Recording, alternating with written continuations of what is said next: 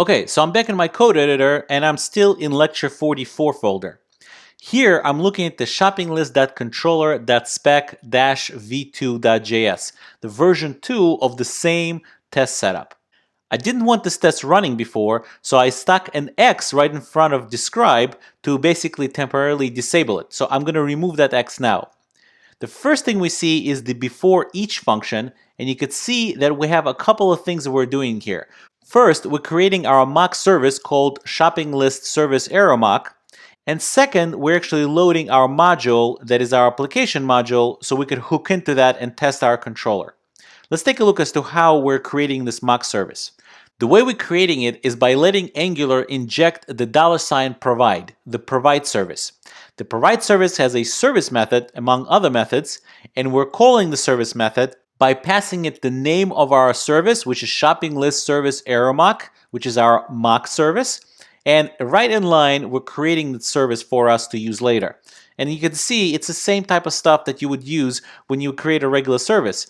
I created the service local variable and attached a method to it called add item, and created another one called add item or get items, which returns null. Here you can see I'm just returning that error message called with a message test message.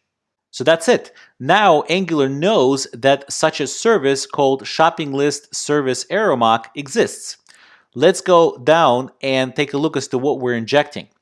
When we're injecting stuff, we're no longer injecting just the controller that we need to instantiate. We're also injecting the shopping list service mock, just like we would inject any other available service or controller and so on.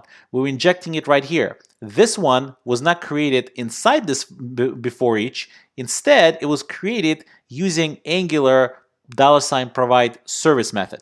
So once we injected it, we can actually provide it as that instance that got injected right here. We could provide it as a value to our $controller call, which basically creates our shopping list controller and passes it in the injected service, in this case with the key shopping list service. And the injected service instance that we're passing is shopping list service arrow mock. So exactly the same one as before, except now we're having Angular injected into the before each function instead of creating it manually ourselves inside of it. Okay, so the last part is the actual test method, and the test function is exactly the same. We're just calling this add item, which triggers our shopping list service arrow mock to throw an error. That error gets translated, and the controller is supposed to set the error message to be test message, whatever gets returned from that shopping list service, which is test message. And we verified that it is in fact the case by calling the expect function. And if we go back, now that we saved it, we could see that both specs run, and spec version 2 of shopping list controller also run, and it's also green, and both of them passed with 0 failures. Okay, so let's summarize. Angular provides ngMock module to help us with unit testing of our Angular applications. To test the controller, you need to do the following. You need to load the module the controller is in with the angular.mock.module, passing it the name of the module that you developed for your application. Then you use the $controller or the controller service to instantiate the controller you want to test. You use the controller instance to invoke methods, access properties, and so on. Now, most of the setup that's done for the tests is done in the before each function. The very least thing you should do is at least call the module with the name of the module, but maybe even do some more preparations for your tests, or the preparations that all of your tests in your test suite or set of tests are sharing between each other.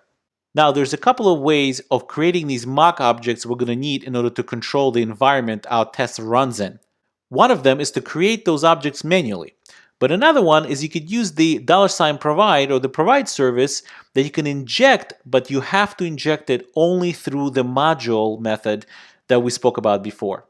For other services, you can use the regular angular.mock.inject method and it worked just fine because they resemble regular services as opposed to provide is really talking about provider services that we spoke about before when we used the .config method, that only provider services can be injected into that, as opposed to other artifacts and resources in your Angular application, you could use the regular injection method. And in this case, you would use the regular or the mock version of the regular mock.inject method.